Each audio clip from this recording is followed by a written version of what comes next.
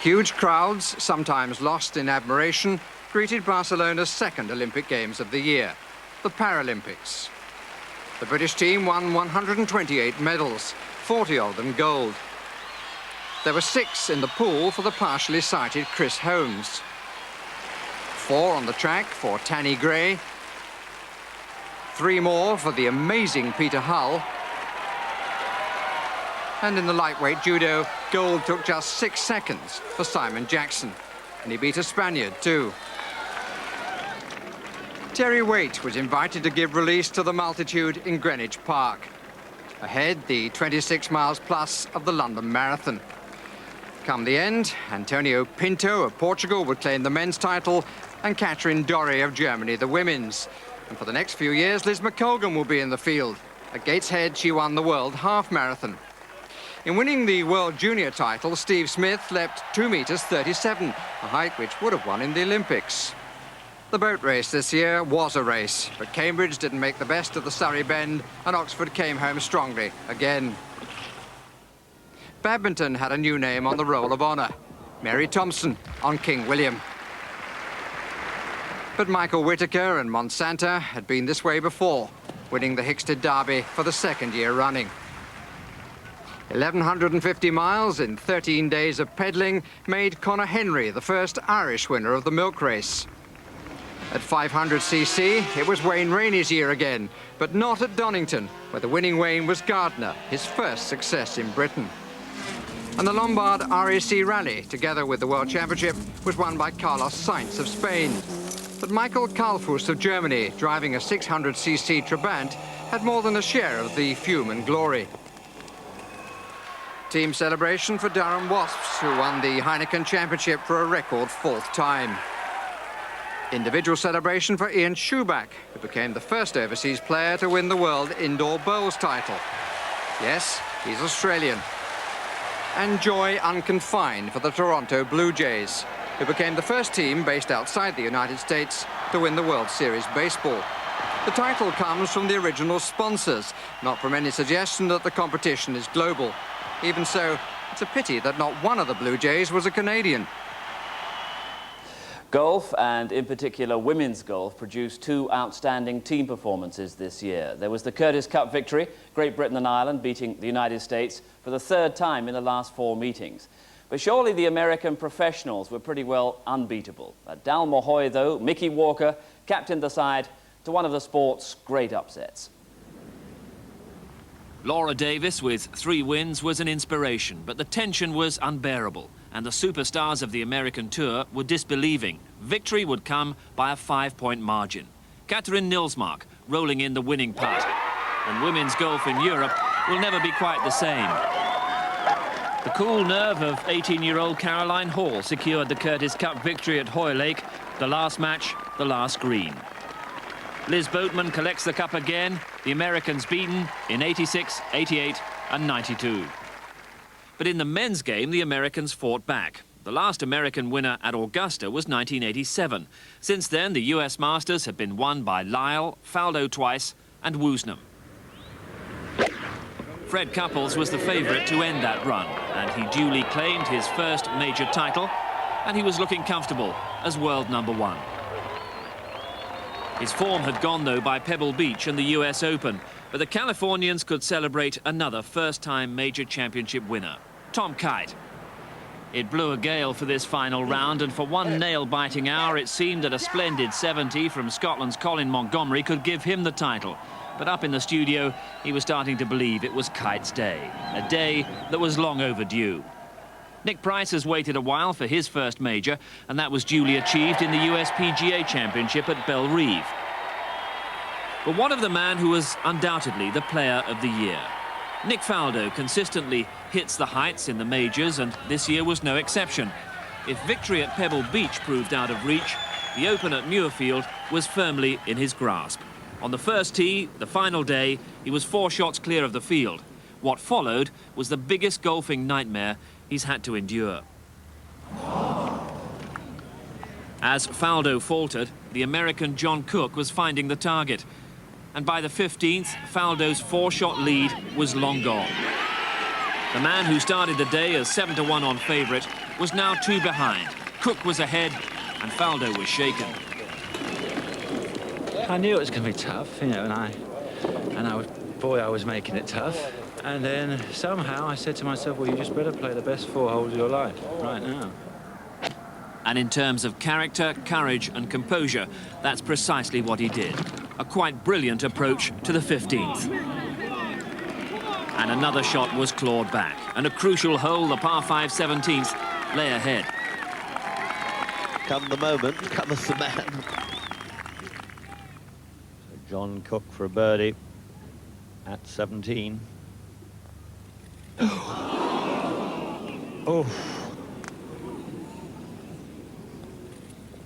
For Cook, a par at a hole that both players would hope to birdie. Faldo could sense his chance. He's glancing up at the score, but he's wondering why there's no great cheer from the 17th. Now it was Cook showing the strain. A wayward approach shot to the last had left him with that long putt to save his par. Faldo, playing the 17th, was taking control again. A 5 for Cook. A 5-5 finish.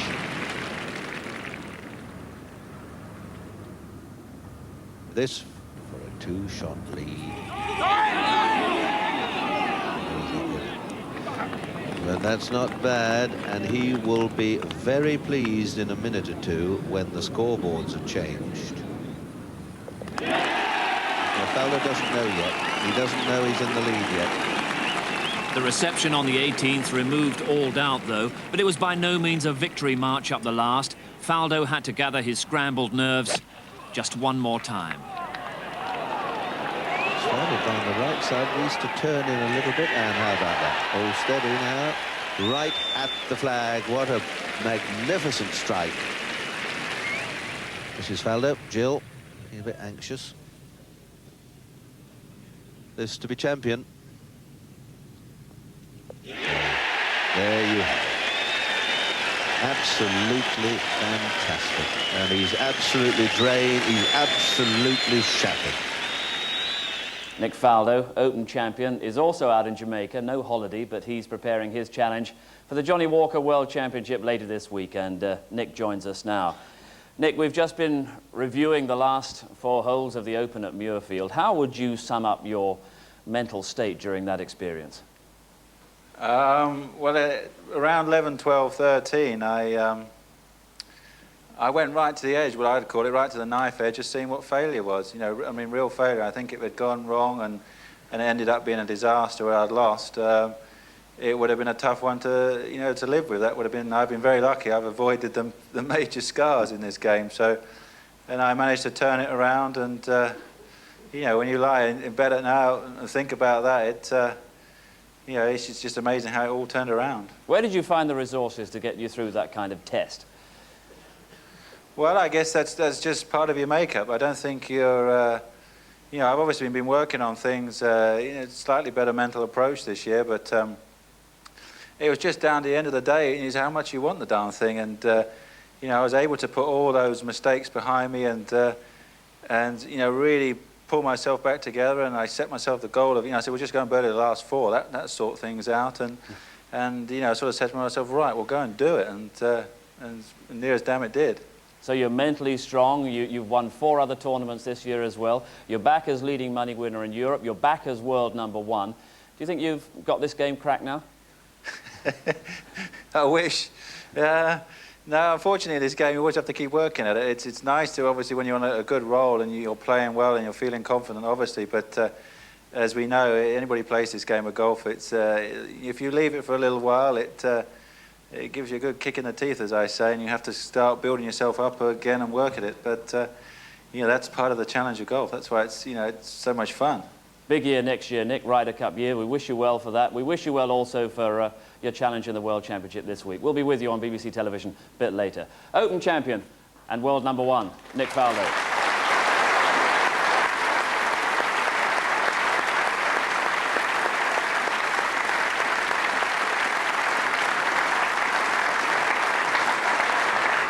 Now, in football this year, Manchester United looked like winning the league championship at last, until, of course, they were pipped by Leeds. We've had the start of the Premier League in England.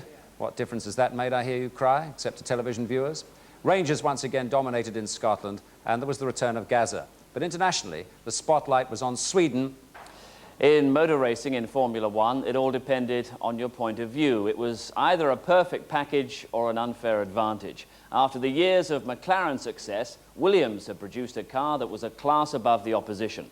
But the driver will always be the most vital element in any championship effort. And 1992, at long last, was the year it all went right for Nigel Mansell. 3 times World Championship runner-up, Nigel Mansell knew it had to be this year or not at all. Forget the gallant battle and the late season charge.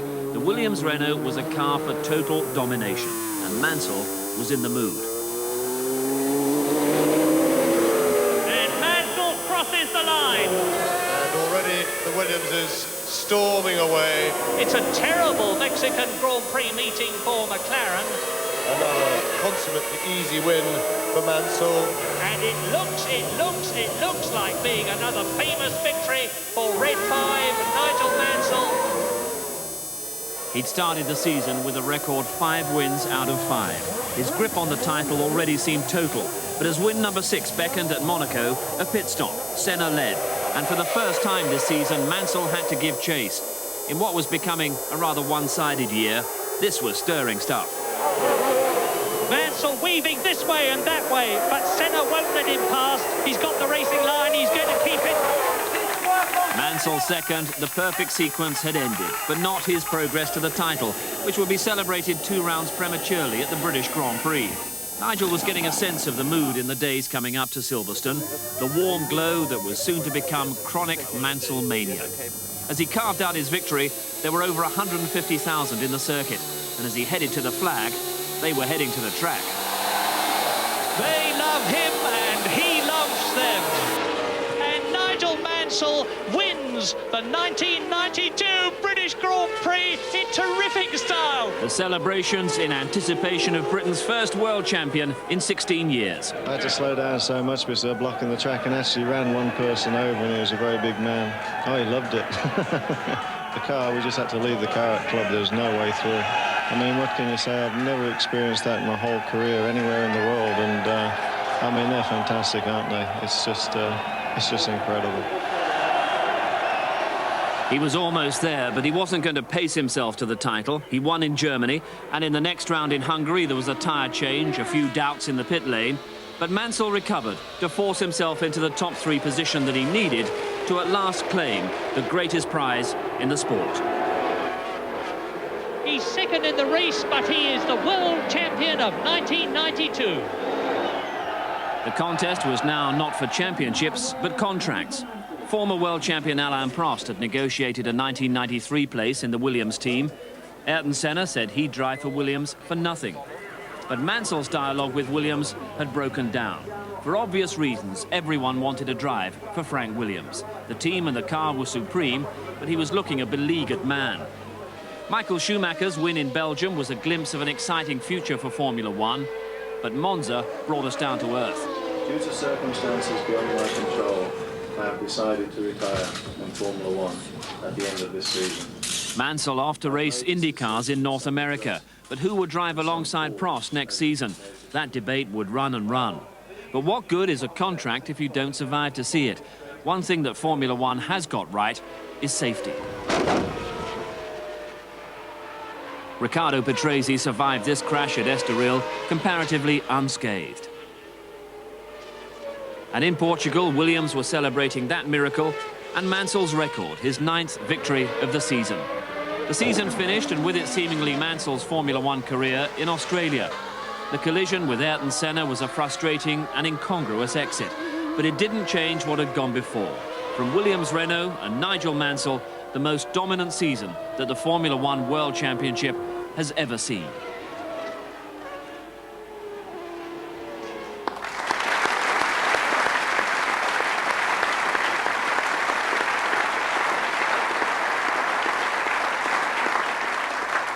Nigel, when you look back on this triumphant season, what will be the outstanding memory? Will it be the title in Hungary or that crowd at Silverstone? I think the crowd at Silverstone was just something never to be repeated, not for me anyway. Wonderfully emotional occasion. Yeah, I think we've won 5 GPs in England now, and that one just was incredible. Now, you're here on crutches tonight. You've had the toe fixed at long last, a long overdue operation on that. How is it? Yeah, it's good. Now, Ayrton and Alan sent me an early Christmas present. Go on. They trod on it. Mind you, you bounded up the steps in Paris on Friday night when you took that World Championship trophy. Here it is, you threw away the crutches almost. That really shows your eagerness to get your hands on the trophy, or your eagerness to get your hands on Frank Williams, maybe. I don't know. Well, we had a nice chat up there, and but what I would say, I've been driving now for, was it 33 years now, if I tell the truth. And obviously been in motor racing a long time, so I couldn't wait to get my hands on that. It all seemed very cordial with Frank on Friday night. Now, tell us honestly, is there any kind of a prospect of a reconciliation with Williams which would allow you to drive even occasionally next season?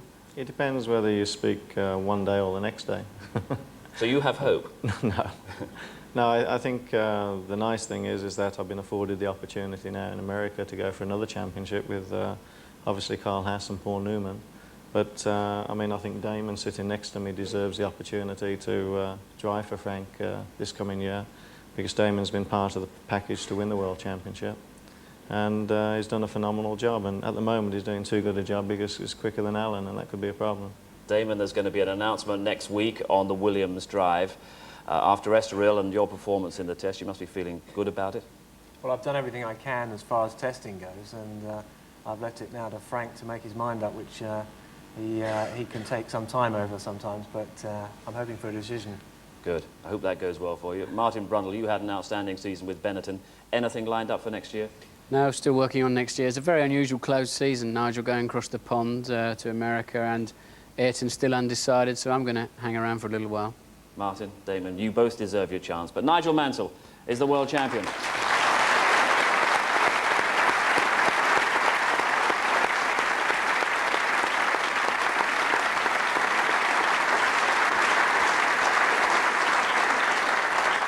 Of course, in 1992, Nigel Mansell was not alone in becoming a British world champion. A multitude of British sportsmen and women have become world champions. To reach that level, it takes dedication beyond the norm. Obsession. Obsession. Obsession.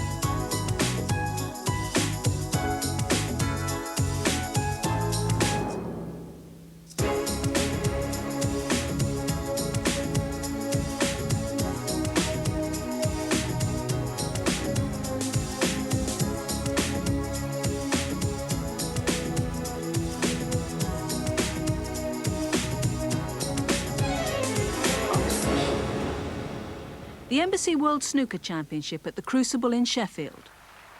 Jimmy White compiled only the second maximum break in the 65-year history of the event. His reward, £114,000. What he really wanted, though, was the title that had eluded him 3 times. It looked as though the years of frustration were over when White was leading by 6 frames at 14-8. A Stephen Hendry comeback was surely impossible.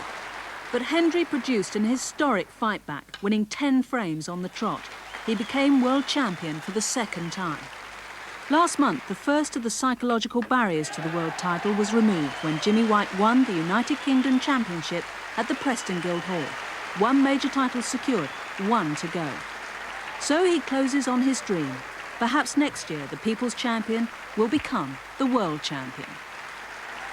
Well, we're very close now to announcing who the voters have chosen as the BBC Sports Personality for 1992. But first, a brief reminder of the leading contenders.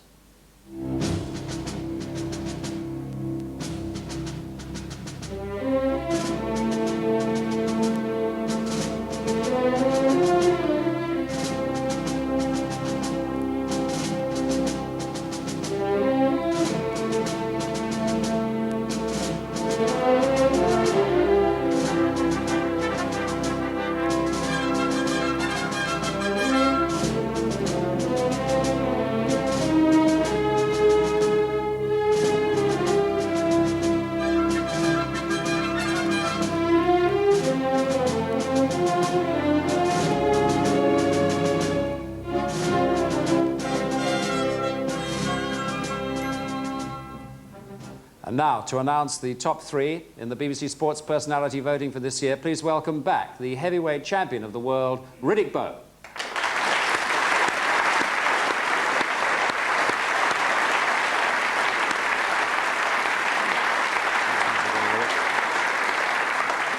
I'm going to give you this envelope. It's got the 3rd place in it. If you'd open it and read it out for us.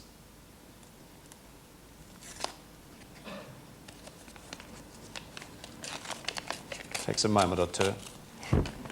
Sometimes 3. Sally Gunnell. Sally Gunnell. Would you present one of these trophies to Sally, please? Sally, thank you very much indeed. Just stay there. Now the 2nd.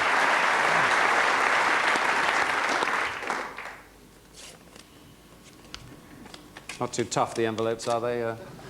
Not really. Linford Christie.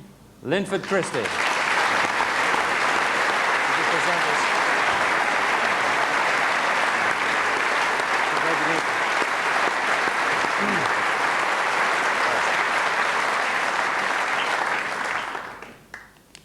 And the sports personality for 1992 is... Me. Not this year. Nigel Mansell. Nigel Mansell.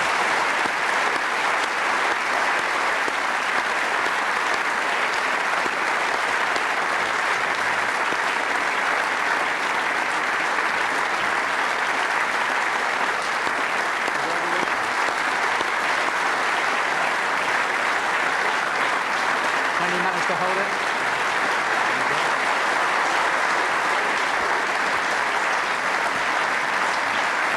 You and I will depart. Nigel, well done. Would you like to just say a few words to the assembled throng? Many congratulations. Yeah, I'm a bit shocked, actually. I think the first thing I must do is salute everybody in this room for the outstanding achievements that they've all made, especially Linford and Sally. They've done absolutely fantastic, but I think in my sport, we can only do so much on our own, and I think it would be totally amiss of me not to thank quite a few people, so I'll do it as quickly as I can. But the first person that brought me into my sport many years ago is the great late Colin Chapman, and he gave me my first ever opportunity in Formula One, which obviously has paid off dividends tonight and this year. Goes on without saying that many people over the years of 12 years, in fact, in Formula One with changing teams, but there's no question that working for the Williams team, which is certainly the greatest team in Formula One at the moment, and I spent 6 years there, and having won 27 races with them and culminating in the World Championship this year. To Frank and Ginny Williams, I sincerely say thank you, and to Patrick Head, Chief Designer, Adrian Newey, the aerodynamicist, and Sheridan Thin, Financial and Director. And all my other mechanics, and everybody in the factory completely, and my engineer David Brown, who translates all what I say, and sometimes it's not so nice what I say on the radio to him, onto the car to make it as quick as possible for the race. But we have to ask a question, why are we all here this evening? And it's through all the efforts of the BBC, and I was fortunate to be in Paris the other night, and I think it was only fitting that the BBC had the award for the best television sports coverage in Formula One and other sports, and I can congratulate Jonathan Martin and the team for that.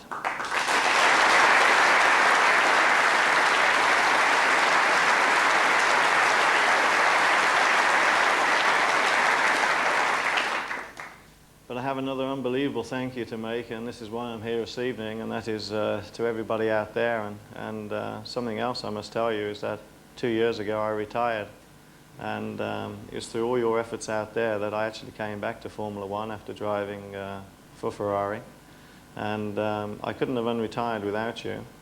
And then you stood by me over the last 2 years, and I've got to say this, that this World Championship is not just mine, it's all of yours out there. And I sincerely thank you all for that support.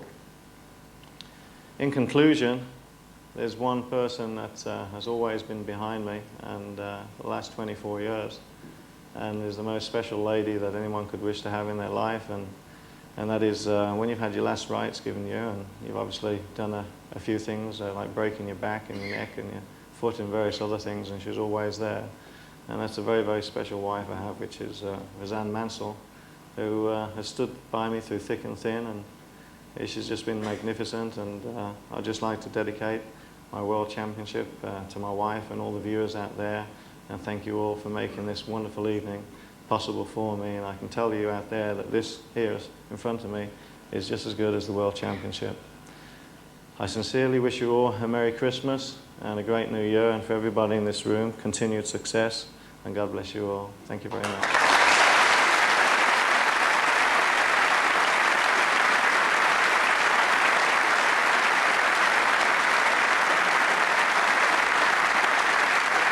The BBC television sports personality for 1992 is Nigel Mansell.